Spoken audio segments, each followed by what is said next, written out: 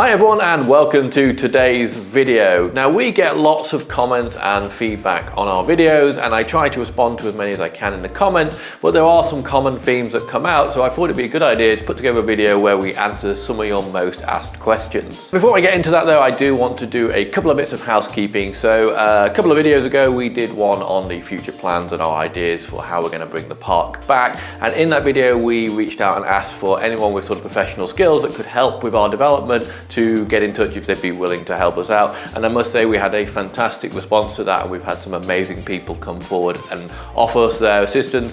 It's incredibly generous. I am kind of blown away by the support that we got in that regard. So I just wanted to say thank you particularly to all those people who reached out, and like I say, if you do have any ideas or thoughts regarding the redevelopment of the park, we're still here, so feel free to get in touch.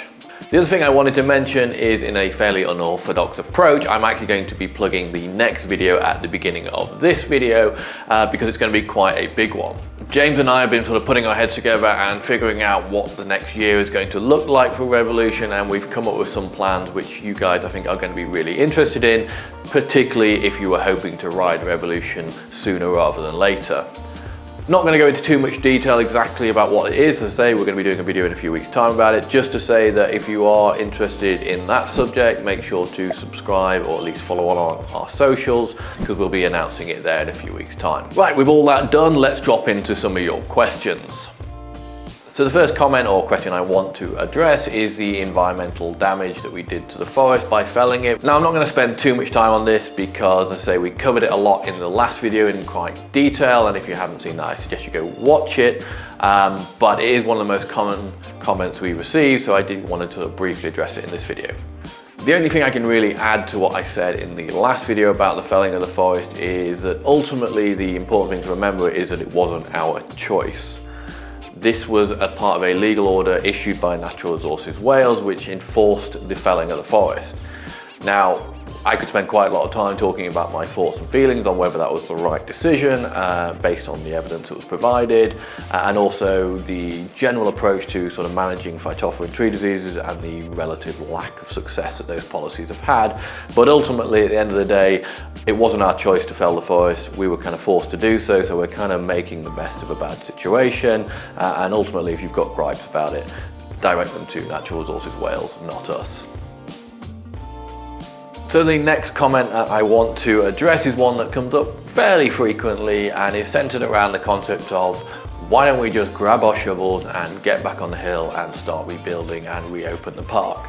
Now I can appreciate that sentiment to a certain extent. I know lots of people like trail building for a hobby, or they do it for work and it's their absolute passion and they love doing it, and I know that James in particular, who's our trail builder, is very much like that and is itching to get back on that hill and start rebuilding the trails. So the first fundamental reason why we couldn't just get back on the hill with shovels is that we had to do all the forestry work first. Obviously doing any kind of rebuilding or repairing before the forestry work had finished would be a waste of time because it would ultimately get damaged again afterwards.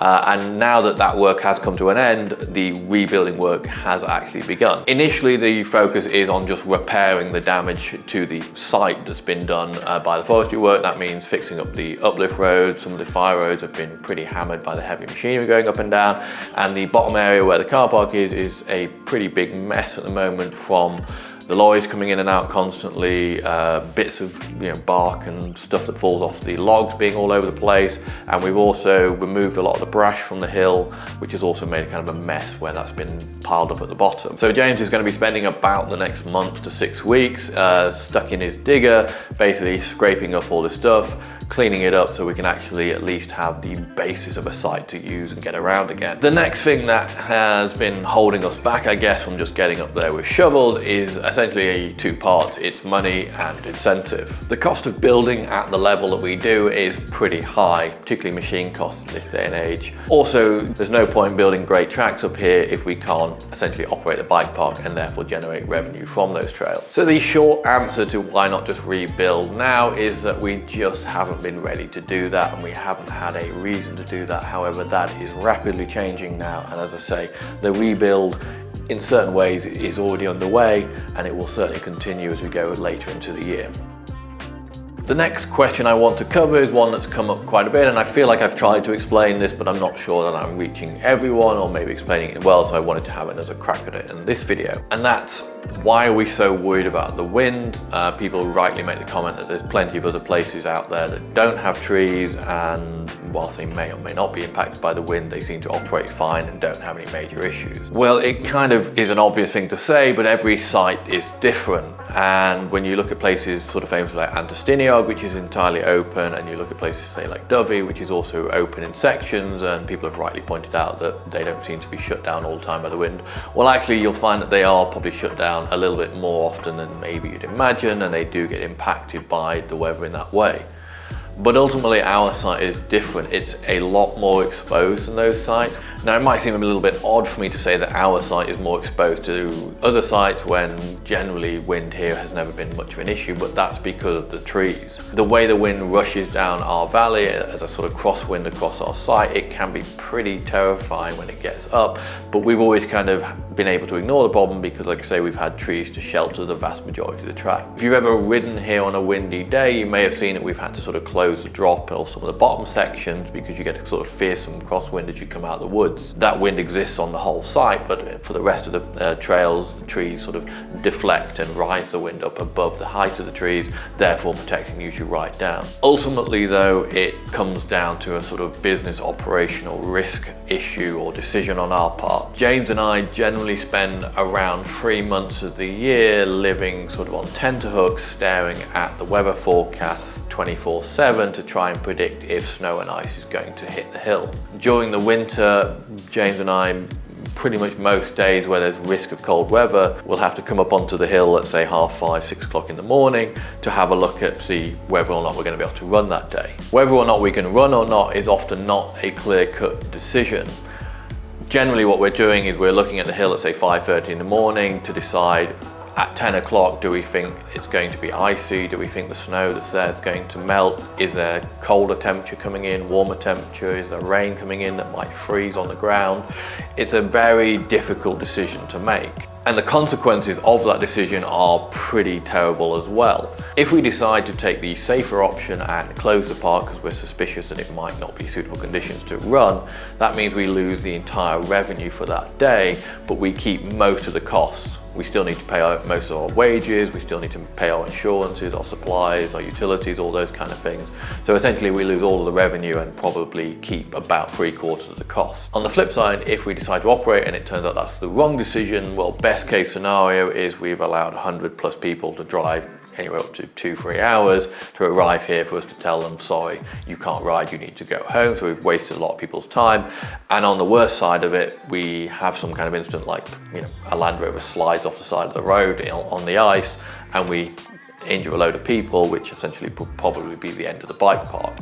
So it's a really difficult decision that we have to sort of, as I say, spend around 3 months on tenterhooks every year trying to make that decision correctly to not basically destroy the finances of the bike park, but also, you know, operate in a safe and manageable way. When we add in the issue of wind on this site, that problem becomes an all year round issue.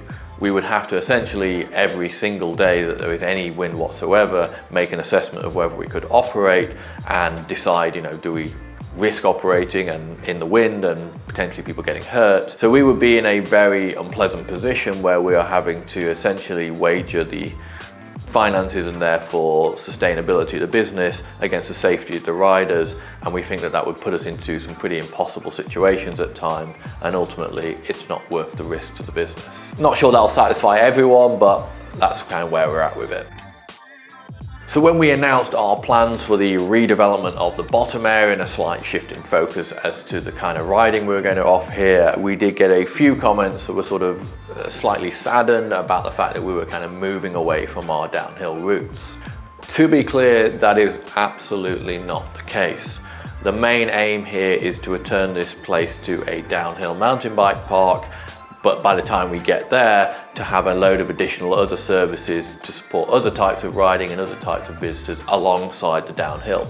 At its heart, this is a downhill mountain bike park and always will be. The site we chose is perfect for a downhill mountain bike park, and it would make no sense to avoid that going forward. However, as I said, with the wind issue and the fact that it takes quite a while for the trees to regrow, we've had to sort of be reasonable and acknowledge that we can't just go back up onto the hill for downhill, and we need a way to sustain the business going forward. That's why we've come up with the ideas we had. It allows us to essentially generate enough revenue to sort of pay the bills and keep the business afloat for the next few years, while still developing and improving what we have in the long run. But to be clear, everything we do at the bottom here is designed to get us back onto those downhill tracks. And by doing this, it will also speed up the time that we can get onto that hill. The reason for this is if we have a sort of stable and sustainable business operating at the bottom of the hill, there's no reason we can't let people onto the hill when the weather permits it. Knowing that we can pay for staff and insurance and things like that out of the functions at the bottom means that if the hill has to be closed for weeks or months on end due to bad weather, that doesn't kill the business. So our hope is once we sort of are up and running at the bottom, that particularly obviously through the summer, there'll be plenty of opportunities to ride up or push up and ride, particularly the sort of more iconic tracks like 50 and Vision, which I know people want to, but we also have some other plans as to what we're going to redevelop early on the hill, so that there is plenty of riding for you to do both down here and up there. And it also opens up to things like uplifting, maybe when the weather's good or for sort of limited periods during the summer. So yeah, I just wanted to make that point to reiterate that Revolution is and always will be a downhill mountain bike park. We're just having to take a slight detour around that in order to get back to it. So this question is a really big one, and I must say it is the one that keeps me awake at night the most. It's not unfair to say that the #1 risk to Revolution Bike Park and its return is our relationship with the County Council, particularly the planning department. Getting permission to do kind of anything in this country these days is an incredibly complex and difficult process, which can cost a lot of money. Now, as I said at the beginning of this video, we've had some amazing offers of support from people, which has really helped to sort of move things along and put us on a stead that means that we can hopefully get over this hurdle. But we are facing an uphill battle to get permission, and that is unfortunately going to take some time. It's likely that without these kind of issues, we could probably accelerate the redevelopment of the park, but the realities of how this world works means that you have to go through these processes in order to kind of justify your existence and get permission to build and develop a site like this. We are working closely with our advisors and the council to try and kind of find a way forward through all of this, but it's by no means certain. Also, the challenge of meeting the fairly significant financial costs of getting through this is one that is certainly not figured out at this time. The main issue with the financing of this part of it is that there is no guarantees that we'll be successful with this process, and that means that we can't get a loan for something that essentially will potentially just go to waste. It's hard to attract any investment into that. We don't feel comfortable coming out to our community to raise money when we don't necessarily know if it'll ever come off. So we're kind of stuck in a bit of limbo here as to how we actually pay for all of this work. But as I said, we've had some amazing volunteers that have come forward and offered us their time, which has made this at least feasible, if not still difficult. Another comment that's come up a few times in the wonderful world of YouTube conspiracy theories is what's happened to all the money from the trees. Now, anyone familiar with forestry will know that timber has value. That's why you grow it, that's why you own a forest, and when you chop it down, you can sell the trees and generate money from it. So where's all the money gone from the trees? First and foremost, as we talked about earlier last year, the tree pricing was pretty terrible last year, and it was a pretty terrible time to try and fell a forest and sell it. So the prices we ended up getting for the timber were not great. Also, the volumes that we got in the end were a little bit below where we were hoping for. And to give you some idea of the figures, we were hoping that by all time all said and done, the revenue from the forest would have been around £400,000. As it's turned out, some of the figures are not finalised yet, but it's looking to be closer to £250,000, which is obviously a huge discrepancy. Also, whilst the price of timber collapsed last year, the price of everything else certainly did not. So the cost of replanting, refencing and repairing the site has gone up quite a lot, and we're probably looking at in the region of about £100,000 in cost to do all of that work. So ultimately that leaves about £150,000 very-ish in profit from the trees. So the question is, can we use that to rebuild the park? Well, I'm not going to go into too much detail regarding this, but essentially it's important to bear in mind that the Revolution Bike Park does not own the forest. Our family does own the forest, namely our mother, but we are not the only people in the family, and Revolution Bike Park is not the only interest in the family. Now, our family has been incredibly supportive from day one of James and I's project here on the hill, but bear in mind that, you know, they don't work here, they don't necessarily have the same priorities as we do, so it's not quite as clear cut that we can just dump that money into the business. Also, whilst many people seem to not believe us when we say this, we're not particularly wealthy people. We're certainly obviously better off than many, and I'm not kind of claiming poverty, but that £150,000 is life-changing money for us. So obviously we have to be cautious as to what we do with that, because we're never going to get that kind of money again. So whilst ultimately some of that money may get reinvested into the redevelopment of the park, before we kind of just dump that money into the park and go wild with it, we need to make sure we've got a sort of well thought out business plan that will ensure that, you know, there will be a return on that investment. So the last question I want to address is, are we motivated for the build?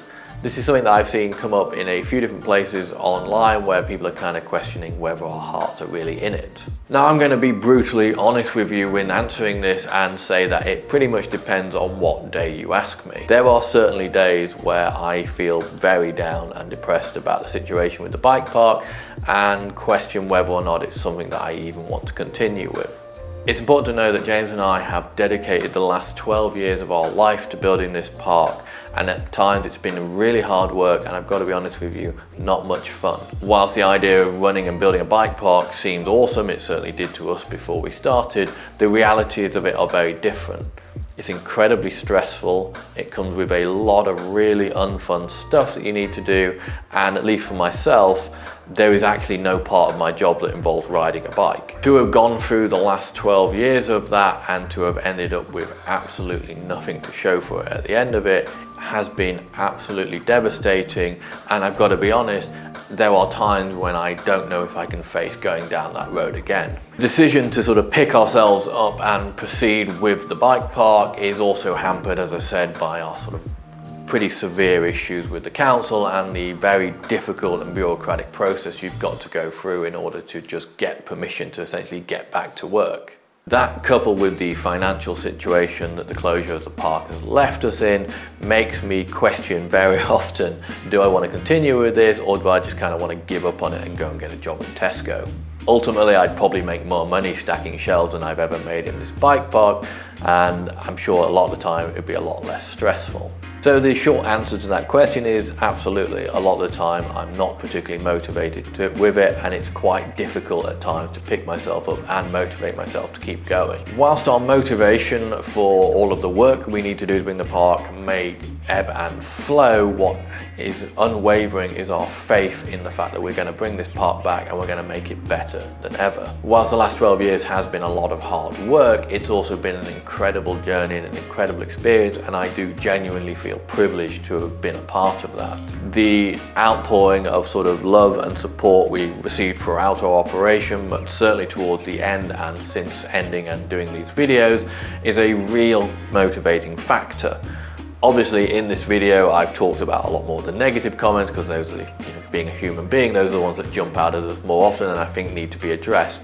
But they are a tiny minority compared to the outpouring of love and support that you guys have sent us, both through the sort of comments on YouTube, on Facebook, and directly through things like our email. So part of the reason I wanted to address this is I wanted to do a big thank you to all of you guys out there for supporting us. Whilst it's easy for us to kind of get down about the situation, what always lifts us up is thinking about you guys, thinking about the fun and amazing times you guys have had on the hill over the years, and us being a part of that and getting to witness it. The idea that we could return to that with something even better than we had before is also incredibly motivating, and certainly one of the things that sort of keeps me chugging forward and keeps me working towards the redevelopment of the park. And as I mentioned at the beginning of this video, the video we should be producing in the next few weeks is kind of a direct result of this conversation about motivation and James and I I sort of getting together and deciding that we're going to go 100% to get the park back, and as a result of that, we've made some plans for this year that you're going to want to hear about. So I'm going to wrap the video up there. Hopefully this has kind of answered some of your questions or queries as to where we're at with the park and what the future looks like. If you have more comments and questions, feel free to leave them below. I'll try and answer them in the comments, but if there's enough of them, or I think there's sort of important issues that need to be covered, maybe we'll do another video, maybe even a live stream sometime where you can directly ask your questions. So I want to thank you so much for stopping by. As I say, remember to like and subscribe if you want to continue following the development of the park, but I'm going to leave it there. So as always, thank you so much for stopping by, and I'll see you in the next video.